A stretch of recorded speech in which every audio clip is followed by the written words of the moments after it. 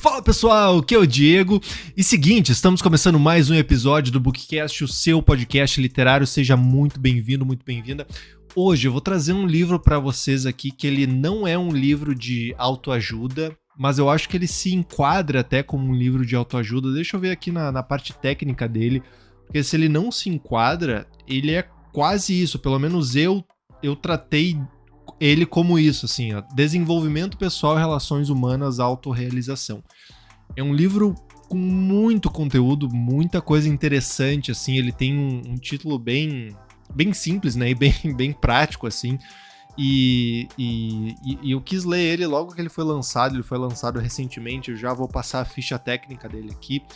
E ele tem várias questões bem específicas, assim, do porquê que ele é um bom livro. Ele é um baita livro, na verdade, assim. Ele é um resumão de muita coisa, de muitas informações. Então, ele é um livro, sim, de autoajuda, mas ele, no final das contas, é um estudo científico.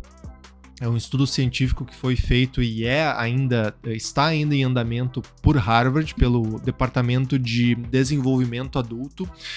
E, enfim, ele é um livro com muita informação, muita coisa boa, assim, e no final das contas ele é, assim, trata-se de um livro de autoajuda, mas que isso não seja um impeditivo para que tu comece a ler, caso tu esteja interessado, ou tu acessou esse episódio aqui porque tu já leu, ou porque tu tá pelo menos interessado em ler esse livro aqui. Então vou falar um pouco mais dele, um pouco do resumo dele e a minha opinião sobre o que ele traz, assim, mas ele traz ensinamentos, assim, muito valiosos que valem muito a pena, tá?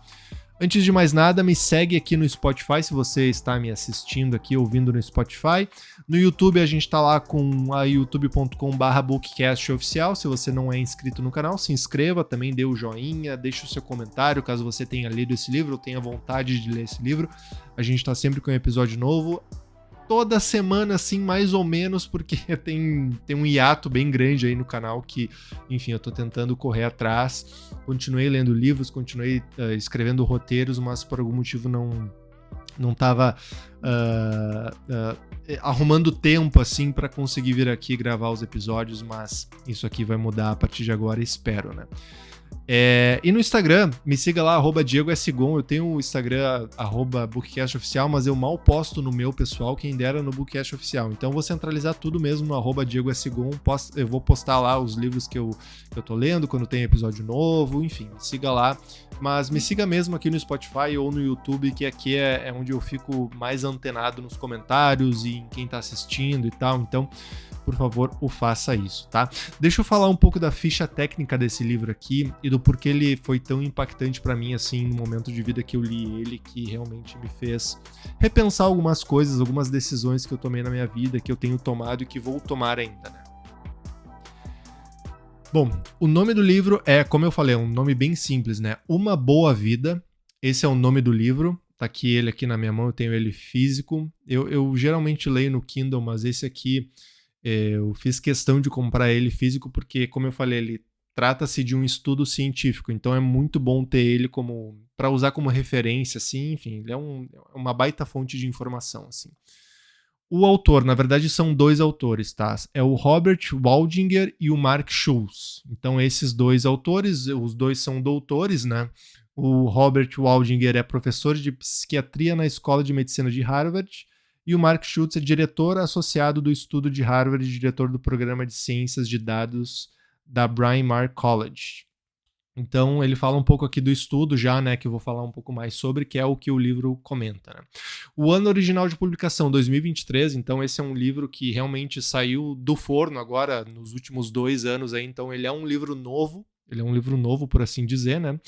A editora que eu tenho aqui na versão de português, né, a Sextante, e o livro contém 320 páginas, porém, por tratar-se de um estudo científico, as últimas páginas são mais referências, assim. Então, ele tem aqui oficialmente 320 páginas, mas ele acaba aqui nas 290, 280, os autores já estão fazendo seus agradecimentos, seus finalmente aqui. Então, do que o livro se trata? Tá? O livro fala de um estudo de Harvard, que é o maior estudo já conhecido sobre desenvolvimento humano, desenvolvimento adulto aqui. Do Departamento de Desenvolvimento Adulto, né? esse estudo ele simplesmente começou em 1938. Ele começou em 1938 e perdura até hoje. Então, numa conta rápida, aqui numa matemática rápida, 87 anos, eu acho, pelo que eu consegui fazer aqui na calculadora clandestina aqui. Então, o estudo começou em 1938 e perdura até hoje. O que o estudo fala? Qual é o objetivo do estudo? O objetivo do estudo é entrevistar pessoas no decorrer da vida delas, desde o nascimento até o falecimento delas, e, consequentemente, depois dos filhos dessa pessoa, dessa família, né? Para entender por meio de exames físicos e entrevistas realmente, e exames, digamos, de saúde mental, tentar entender o que faz uma vida ser boa, né? Com base nessas entrevistas e nessas interações que o corpo de estudos de Harvard teve com essas pessoas. Então, tu imagina um estudo que começa em 1938 e perdura até hoje, e simplesmente está aqui, em 320 páginas, o resultado desse estudo. A gente fala que o livro ele é uma mídia que ele agrega muita informação em poucas páginas. Assim. Digamos, um livro de 500 páginas, geralmente um autor, às vezes demora 5, 6, 7 anos para escrever aquele livro. Falando de livros de autoajuda e livros mais, digamos assim, hard news, digamos assim, de desenvolvimento pessoal e por aí vai. Só que esse livro aqui tem mais de 80 anos de informações aqui. E isso é de um valor, assim, impressionante. É impressionante o que esses autores conseguiram fazer aqui nesse livro, de sumarizar mais de 80 anos de estudo, de entrevistas, de respostas, e inclusive tem aqui, em determinadas partes do livro, tem como se realmente fosse o estudo, respostas do estudo de certas pessoas aqui. Então eu vou mostrar aqui na tela. Tem, por exemplo, ali a pergunta e a resposta escrita. Obviamente não é essa escrita original, mas é como se fosse um print da entrevista. E durante todo esse período, os entrevistadores foram na casa dessas pessoas selecionadas, e importante mencionar alguns pontos aqui. São pessoas que foram selecionadas de várias classes sociais, de momentos de vida diferentes e classes sociais diferentes, para realmente entender ao longo da vida o que faz essas pessoas, no final das contas, serem felizes. Como é que foi a saúde física e mental de uma pessoa que nasceu num lar pobre, por exemplo, comparado com a saúde física e mental de uma pessoa que nasceu com todos os recursos disponíveis numa família com muitas riquezas, muitos bens materiais.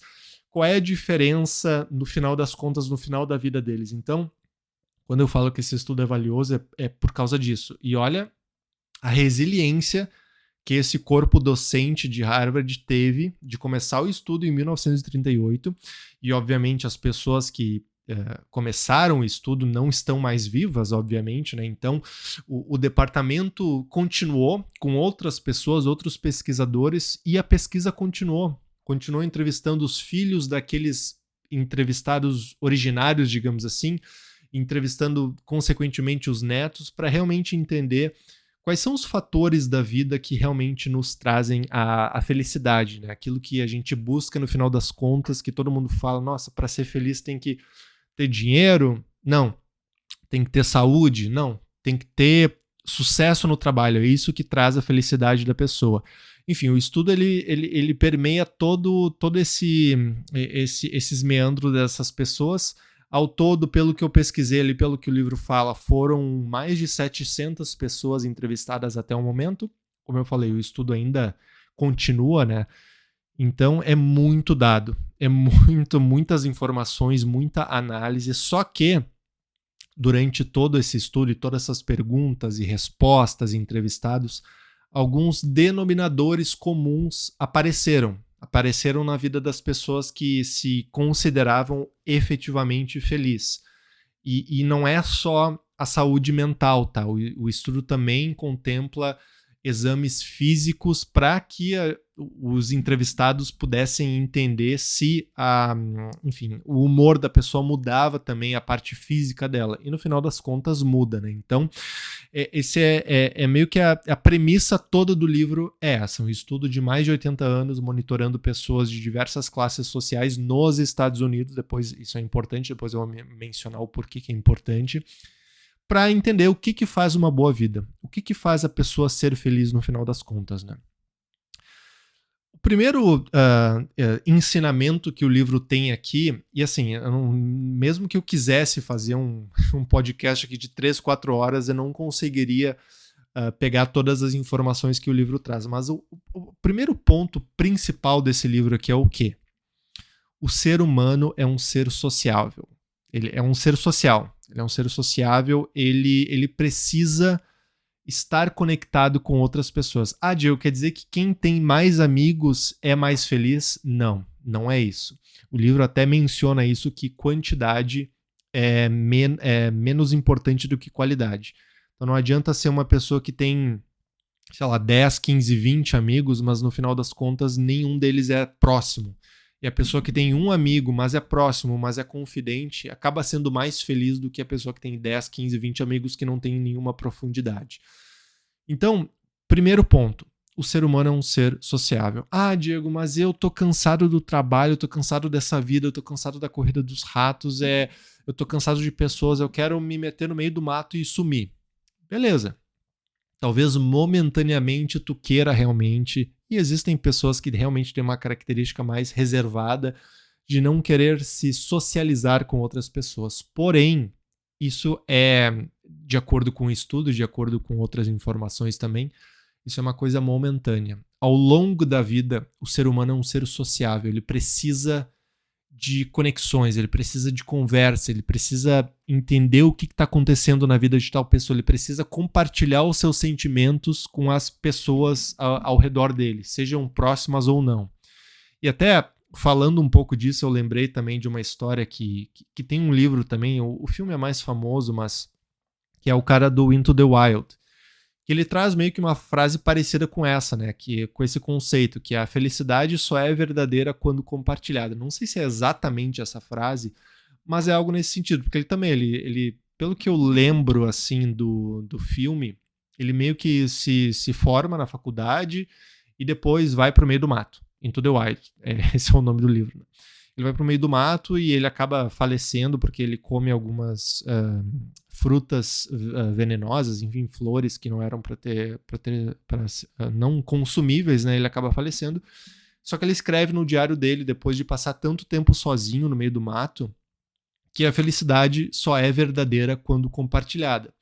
E talvez por muitos momentos da vida, assim, principalmente por a gente ter, às vezes, interações com seres humanos tão ruins, digamos assim, a gente pensa, poxa, eu só queria me meter no meio do mato e esquecer e só viver. Se eu tivesse uma casa no meio do mato com internet, já seria o suficiente, eu conseguiria viver tranquilamente. Talvez momentaneamente tu até consiga um nível de felicidade, mas no longo prazo o ser humano necessita de interações sociais. E eu sei que isso é meio difícil para algumas pessoas. Eu pessoalmente sou uma pessoa mais reservada, assim, acabo não vou proativamente para uma interação social, digamos assim. Então esse é um dos pontos até que o livro me fez repensar algumas coisas, assim, alguns comportamentos mais reclusos, assim, porque quando a gente compartilha algo com outra pessoa, a gente tende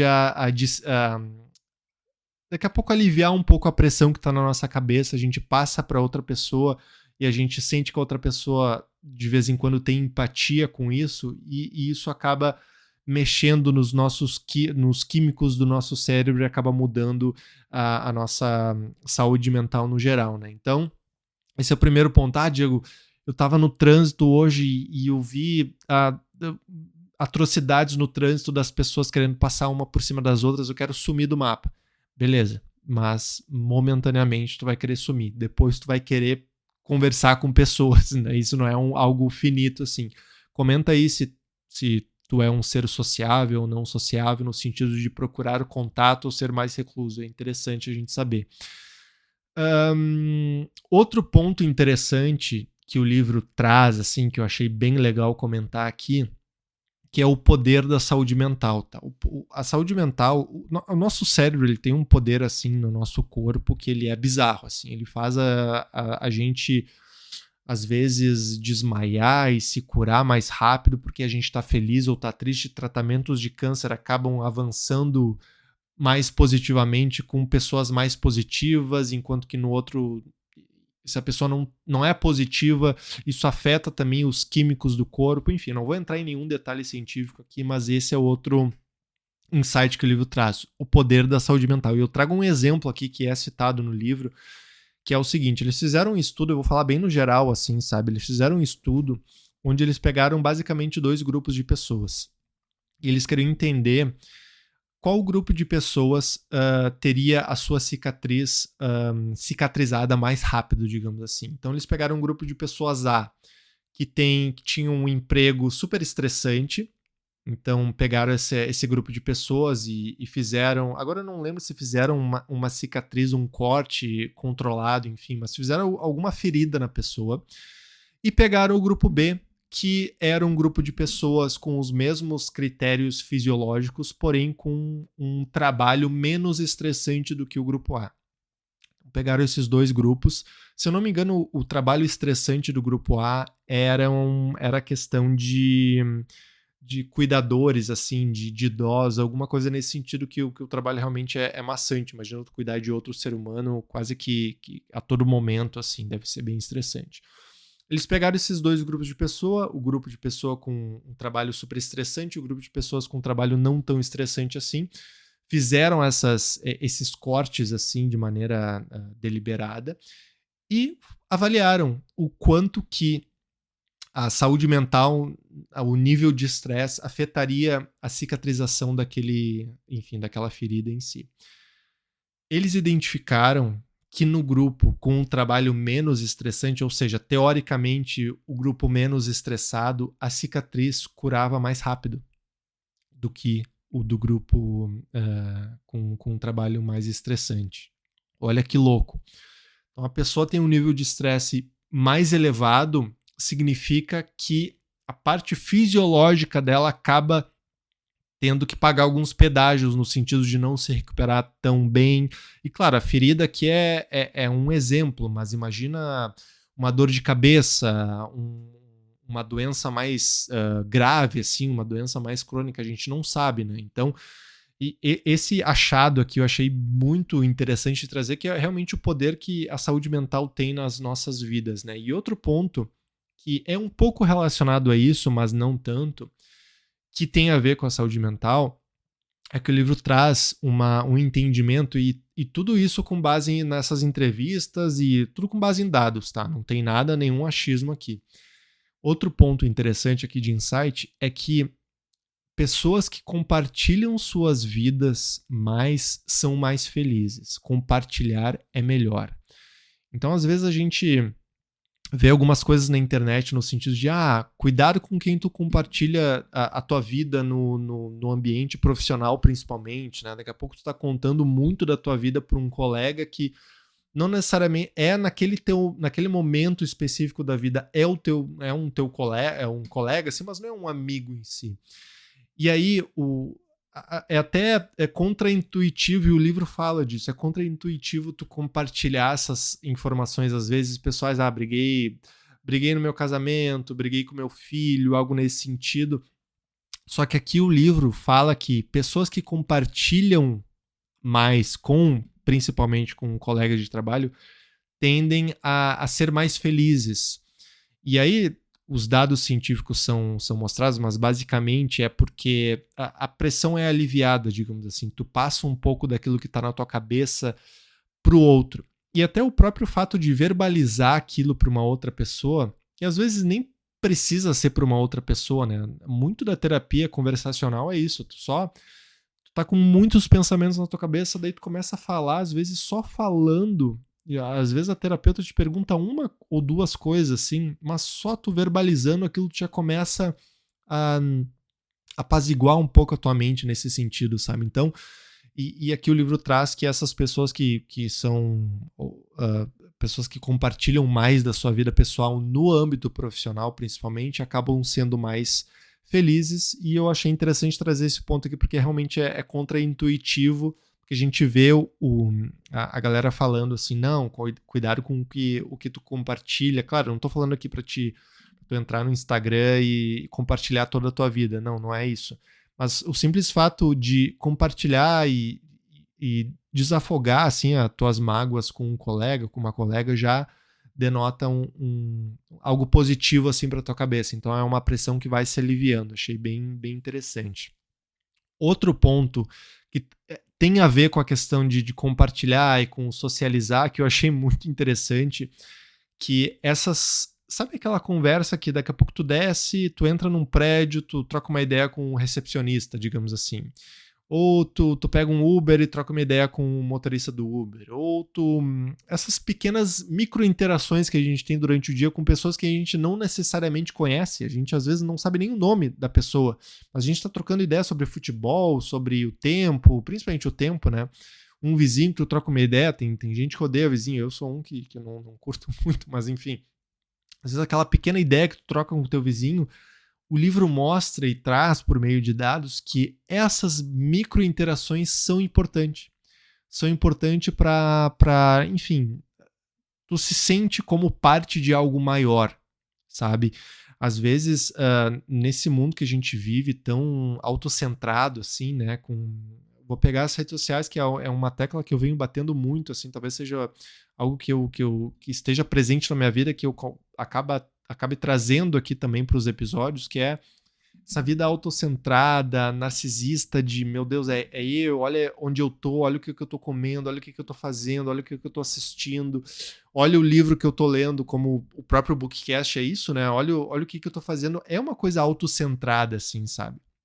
E isso mostra que essas pequenas interações com o todo, com outras pessoas, essas micro-interações acabam trazendo a longo prazo coisas boas, assim. De novo, eu sigo na analogia da panela de pressão. Parece que a nossa cabeça é uma panela de pressão e toda vez que a gente acaba trocando uma ideia com outro ser humano, essa pressão acaba se esvaindo, assim. Então, essas micro-interações com pessoas que às vezes a gente nem conhece, nem sabe o nome, são importantes também a longo prazo, com base nessas entrevistas, com base nesse estudo todo aqui. Uma outra coisa importante que o livro traz é o quão importantes são as relações de casamento, de filhos, da família mais próxima, assim.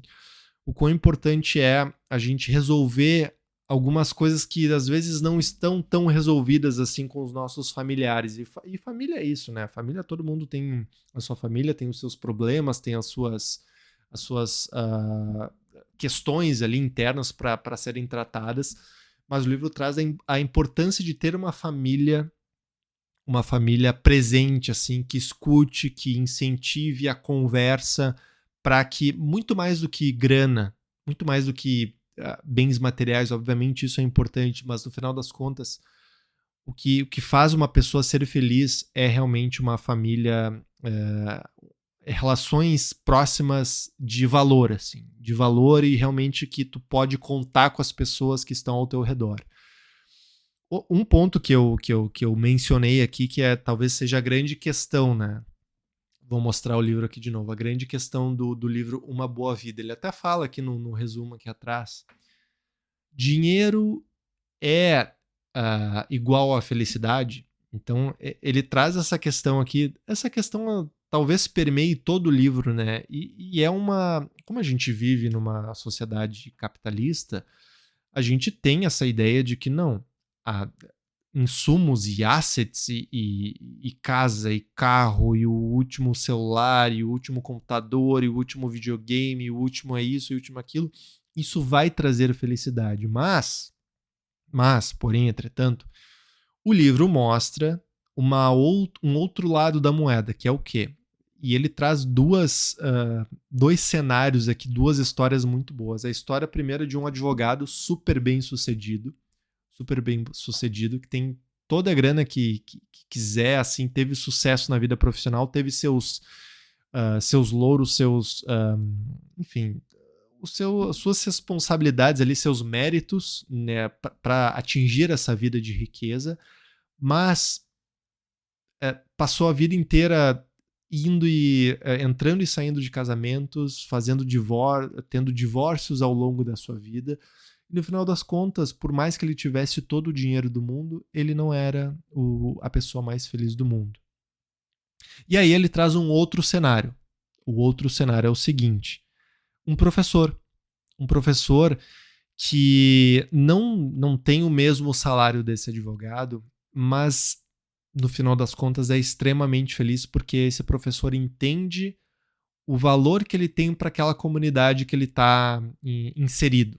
Então, nesse caso, ele traz ali todo o contexto da escola, da comunidade, e como esse professor é bem visto assim, e ele consegue entender o valor que ele traz para a sociedade. Talvez numa carreira de advocacia, teu valor monetário venha até de provavelmente venha de um demérito de uma outra pessoa. Uma outra parte acaba perdendo, tu acaba ganhando para o teu cliente, logo tu tem mais dinheiro nas causas e tal. Então, o teu benefício material, tua grana vem de uma perda de uma outra pessoa, de uma outra parte, seja uma outra empresa, uma outra parte. Então, o livro traz isso, que o nosso valor dentro da sociedade é muito importante, quanto ser humano. Então, ele traz que, se eu não me engano, esse caso do professor é o caso da pessoa mais feliz que eles trazem aqui no livro. Assim. Então, é interessante ver essa diferença de, beleza, dinheiro é importante, mas não é tão importante assim. Outro ponto que ele menciona, que os autores mencionam sobre isso: jovens que nasceram na pobreza acabam se tornando profissionais super de sucesso, assim, e enfim, com uma saúde tanto mental quanto física muito boa. E jovens que nascem em berços de ouro, com todos os recursos materiais disponíveis, não necessariamente acabam de uma maneira feliz no final da vida. Então, isso também mostra o poder que daqui a pouco tu tem uma família com uma super casa, com um super carro, com todos os recursos financeiros do mundo, mas uma família que não é próxima, que não troca uma ideia, que não tem os filhos próximos aos pais, de nada adianta no final das contas, segundo esse estudo, tá? Então, são esses insights assim que acabam fazendo com que esse livro seja talvez um dos livros que eu mais tenha encontrado valor nos últimos anos, assim, realmente, de repensar algumas decisões da vida, sabe? Então, os arrependimentos aqui no final da vida das pessoas, pelo estudo perdurar durante a vida de muitas pessoas, no final das contas, as perguntas finais dessas vidas acabam sendo, o que tu se arrepende? E aquela velha história, né? Eu me arrependo de ter trabalhado demais, eu me arrependo de não ter passado o tempo que eu gostaria com a minha família, o quanto eu gostaria, eu me arrependo de não ter tido oportunidades ou ter proativamente criado essas oportunidades de conversar com pessoas da minha família para eu solucionar algumas questões internas que não estavam bem resolvidas. Então esse, no final das contas, é o arrependimento de não ter tido mais interações pessoais, mas principalmente mais interações pessoais saudáveis. Assim. Esse é o grande ensinamento desse livro. Mas assim, de muito valor, indico bastante. Tem um ponto de dúvida aqui, que eu não me recordo do livro ter mencionado, mas enfim, ele pega uma faixa de pessoas muito diversa, de várias raças, várias origens, vários locais dos Estados Unidos, mas o estudo é feito dentro dos Estados Unidos. Então, tem a premissa do contexto cultural americano. Seria muito interessante ter esse estudo, como ele tem esse viés de ser o mais completo, que ele fizesse esse acompanhamento durante uma vida toda em outros países. No Brasil, por exemplo. Eu tenho certeza, ou quase certeza, que as questões daqui a pouco seriam parecidas, mas não tão parecidas. Aqui a gente tem uma cultura latina que já é mais próxima da família, né? Lá nos Estados Unidos a gente tem uma cultura muito seca do jovem que se forma no high school, se forma no ensino médio, depois vai para a faculdade ou vai para um college e depois só visita os pais no Natal e olhe lá. É muito, muito comum isso acontecer nos Estados Unidos. Não tem essa proximidade de fazer um churrasco na casa dos pais no final de semana que a gente tem aqui no Brasil. Não que isso não exista para o americano, tá? Mas lá é mais comum que os filhos realmente obedeçam aquela frase de que são criados para o mundo, e aí vai para o ensino médio, vai para a faculdade e só vê os pais no dia do feriado de ação de graças ou no Natal. E já era, não tem mais, e vai ver os pais no final da vida. Tanto é que tem alguns filmes universitários assim que mostram, às vezes, alguma cena interessante do filho, depois de ter feito alguma cagada, alguma coisa assim, voltando pra casa dos pais, e os pais assim, pô, mas tu não era pra estar lá na faculdade e tal, por que tu tá aqui na minha casa, sabe? Tu já tá aqui.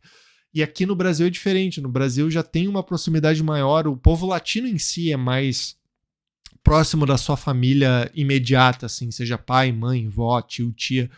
Então, eu tô trazendo um aspecto de diferença aqui, mas a gente sabe que o povo americano também é mais consumista, é mais materialista, então tem toda essa questão de compra de coisas e é uma economia capitalista muito gigantesca, assim, então tem alguns vieses diferentes, assim, que seria interessante a gente ver esse estudo contemplando outras culturas. E daqui a pouco o Harvard pode investir nisso nos próximos 80 anos. Fica a dica aqui, caso alguém de Harvard esteja ouvindo esse podcast. Então, minha opinião do final das contas desse livro é um livro de autoajuda com dados. Um livro de autoajuda com dados. Tu vai ter muitas informações ali, vai repensar muitas coisas da tua vida. Eu tenho certeza que tu vai repensar muitas coisas da tua vida.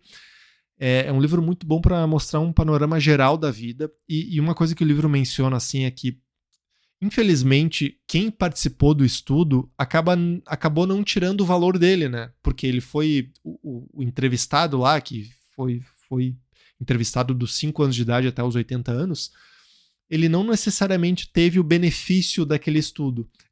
Os pesquisadores compartilhavam algumas informações, alguns achados ali, mas quem tem o benefício desse estudo é quem lê esse livro.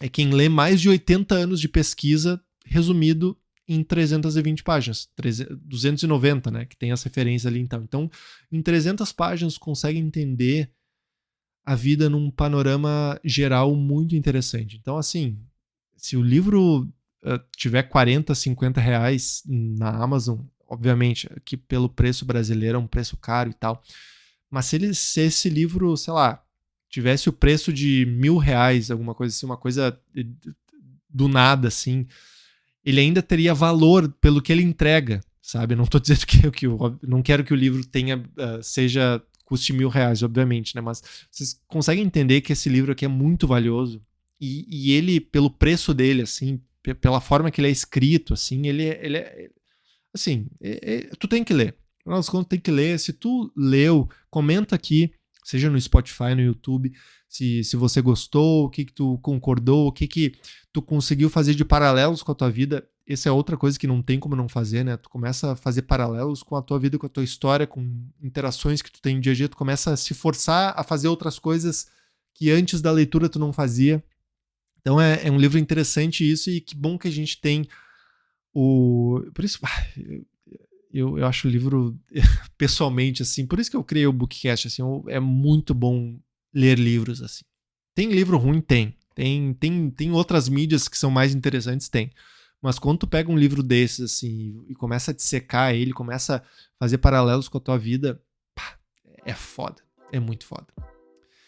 Mas é isso, galera. Essa é a minha opinião sobre o livro Uma Boa Vida. Se você chegou até aqui, muito obrigado pela audiência. De novo, se inscreva no canal aqui no YouTube, me siga ali no Spotify, deixe seu comentário, deixe seu joinha. Quero saber se você já leu esse livro, se você tem interesse em ler. Se não, coloque esse próximo livro como a sua próxima leitura, que eu tenho certeza que tu não vai se arrepender, beleza? Muito obrigado pela audiência. Até mais, até a próxima. Até o próximo episódio. Tchau, tchau.